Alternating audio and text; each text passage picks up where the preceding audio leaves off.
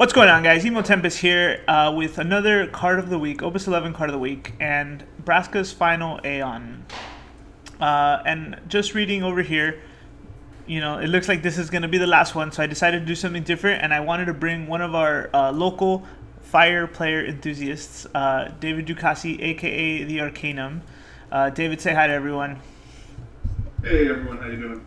Thanks for bringing me on here. Yeah, man, of course. You have always been our local fire player, and you're still our local fire player. And so I wanted to bring you on to help me, cover this last card of the week. This one is very exciting. I think it's cool. It's one of the fire legendaries. I don't know if the other fire legendary has been revealed, but this is good enough for me. So I'm going to go ahead and read the card so we can get into it, all right? Sounds good. All right. 7-drop fire, Braska's final Aeon, job final Aeon, Mobius, and 10. When Braska's final Aeon attacks or is chosen by your opponent's summons or abilities, choose up to one forward your opponent controls, deal it 10,000 damage. This damage cannot be reduced.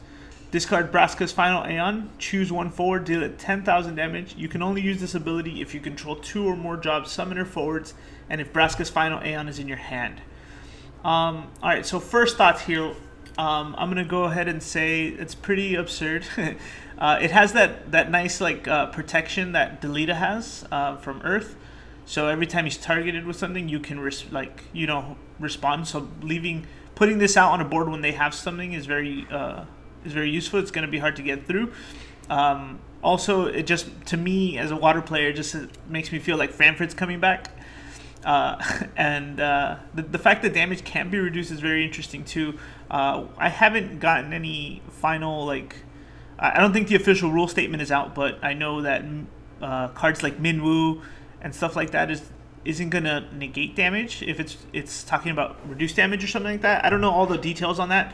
So I guess that's cool that we're going to be seeing cards going forward that reflect that new rule.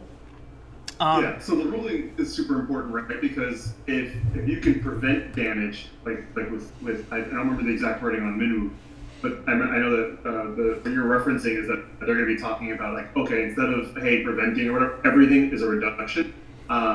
That makes this that much more powerful. And other cards, like there's the new Chucha spell that's coming out too, right? That says you basically can't reduce, you dull him and damage can't be reduced that turn. Yeah. So I love to see that fire is getting this more than anything, because I know one of the things that we've always talked about is fire needs an identity. Yeah. And if fire can be the one to say, hey, you can't reduce damage anymore, I think that's a perfect place for fire to sit. And then to do something like this, where he needs to be responded to. There's definitely power creep, but even with the power creep going in this opus, 10k is still not your normal, right? 10k is the old 9k, and 9k is becoming the old 8k. Right. So it's one of those that needs to be responded to, and then you also have to be careful about how you respond to it, because you're going to take something with it when you do. Yeah, of course. And now the discard Braska's final Aeon ability is super cool. I think. I know just off the top of my head, we only have a few job summoners. There's always Yuna, right? There is Rydia, there is Yunaleska now, and I think Eiko is a summoner sometimes as a forward. Because there's only 4 right now, and I know we're getting a new Yunaleska and a new Yuna, and I don't know if we're getting a new Rydia yet, but still that only leaves 4, right? Aside from Bart's, that has all jobs, so really it's going to be hard to get that. But I think having this as a hand trap, like a 10k hand trap, when you have 2 forwards out, is going to be really interesting. How abusive we can make it is the hard part, I think, because we have such a low summoner pool of forwards right now. I'm hoping they bring out more summoners. I was trying to think about who else could be in that job, who else could fit that job description. And, Final Fantasy X is literally all about summoners going on a pilgrimage. So maybe if we got, I don't remember all their names. So there's also, because I pulled this up in FFTCG, just to kind of see. Oh, cool. I figured that's going to be, really, I think a lot of the power here is going to be in being able to do that second ability, because being able to hit something for 10k just by discarding this and having that active, it's also one of those things I feel like, because it's somewhat of a new mechanic, right? We've had a few monsters, I think, in Opus 8 or 9, which you could discard to do something, but they weren't really powerful enough that at least we never saw. Yeah, exactly. How often do we do them, right? Yeah, we don't. Right, exactly. So having something like this that's viable and you can discard it, it's basically, kill something and no one's going to see it coming, because you could be completely tapped out, and hell, this could be the only card in your hand, but if you meet the requirement, you're like, ooh, yeah, about that, It's going to change the game, and I don't think people are going to see it coming. Even if this becomes a mechanic going forward, it's still going to be something that it's not going to be as easily seen as, oh, he's got 3 cards in hand, 2 backups that are active. He's got Titan, or he's got something, right? You're not going to see it as often. You're not going to be able to read it as well. So having those 2 forwards out to be able to have this active is going to be really punishing against your opponent, because they're not going to see it coming. That's something they're going to be checking for. I also saw the 2-drop 5k Garnet. Oh, that's right. Garnet's also a summoner too, right? Yeah. She's usually Princess. I keep forgetting about her. But yeah, it's the only one, right? I don't know the story behind why that one in particular is a summoner, but yeah, I think that's I don't know. I could probably speculate on that's how post when she cuts her hair, and so she's renounced her being a princess, and she's on the run with Zidane. But that's just me talking smack. But yeah, so just thinking about this card in 2 parts. Like, obviously being able to get the attacks too is going to be a good idea. Some of our chats, our Discord chat was talking about giving it haste right away, or even giving it the new Chelenka, letting it attack twice with Brave, so just shooting for 10k twice. Those are both ways you're going to be able to abuse this card, but in my opinion, it's going to have to be one or the other, right? You're not going to have a deck that can make this card attack multiple times, or be able to pitch it for 10k at the same time, because there's a lot of moving pieces there already. I'm gonna scroll down here and see what other cards he talks about going with it. So yeah, Belias and Goblin to give it haste, and Gabranth to search it. Yeah, that's gonna be one way to search it. David, what do you think some cards would go good with this right now off the top of your head, man? So being the fire player, my head went exactly where he goes into here, which is Belias and Goblin, right? Because if you're gonna play him on the field, then as we've seen with other decks, if you've got to wait a turn, it's just too long.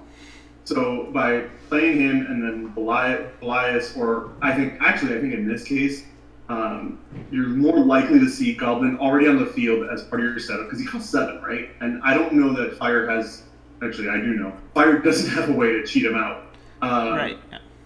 So he's not an 11, so it's not like you play Fire Earth and cheat him out or anything. So you really, to be able to play him and then pay Belias on top of that's going to be really tough. Really, what I see happening more often is you're going to put your Goblin out, have that set up so that he can come out, break Goblin, and then you swing right then and there. As far as other cards to take benefit off of him, I think what you're probably going to be wanting to do is I haven't really been. I've only had Ignacio in one deck so far, and I'm on a few other decks right now, so I haven't really tested it significantly. But something like Ignacio on the field that's going to help you draw cards into your hand, and Fire's kind of getting that ability, so you can build up a hand now and kind of do things like that. Pay for Belias and just dump your hand. Yeah. But really, that actually the other one I think that's going to be key is the Red Mage that came out a few sets ago. 2-drop backup gives something haste Brave. So not only are you putting him out, but then you're hasting him and you're giving him Brave. So if he's your only forward out, kind of in a comeback situation, I think that's disastrous for your opponent, right? Because you're putting a 10k body out, it's going to do 10k, and it's going to be up to block next turn. Okay. All right. And then let's go a little further. Yeah, look. Oh, there it goes. It shows the 2-card Garnet and the Eiko and the new Yunalesca that I was talking about. So, again, the other ones only after this are going to be Rydia and, different versions of these So we were talking about a 2 Terra. I think Terra. I'm hoping we'll get a Terra that's actually a summoner. I think she's like Magitech Warrior still, like on all her cards or something like that, or Magitech Knight, something silly. Yeah. But yeah, so obviously, if this goes to what I was saying, right? You're gonna have to want to build a deck to be able to pitch it from your hand. So you're building a summoner deck, and it's even though these are summoners, you're not limited to this because there is Braska, the 3-drop water backup that lets you reduce the cost of all of these, which is a nice card. And then I think there's a new 2-drop Echo that lets you search forward summoners, also. So it's going to be a fire water deck as far as I'm concerned right now. But again, it always leaves open options for all this other stuff. Do you think this card goes into a mono fire deck at all, David? I definitely think it goes in a mono fire deck. I think there's 2 major strategies, like right where you're either playing in mono fire as the forward, or if you're playing in fire water, it's more basically as a summon that you're just gonna discard from your hand. And in mono fire, I think it has a definite place. It's in there with, like I said, you probably combo it with Ignacio or Nail to kind of get those big heavy forwards out.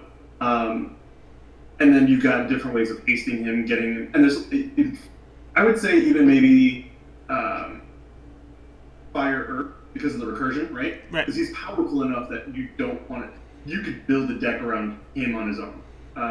This reminds me a lot of, and there's a few cards that have come out that remind me of Refia, the new Refia that came out last set for Warriors of Light. Right. Where once you have your setup, if she swings, she's going to break something every turn. Right. Same thing here. Fire could build around this and get your setup so you can protect him, give him haste, make sure you get that value before your opponent has a chance to respond.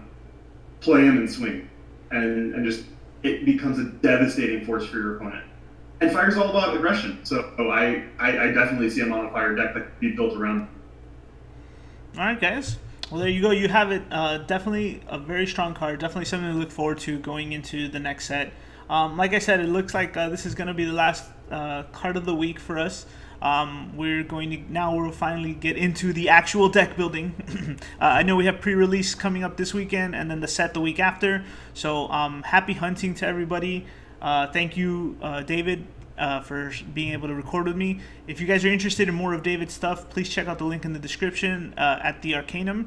Follow him. He covers also Final Fantasy TCG and D&D stuff, right?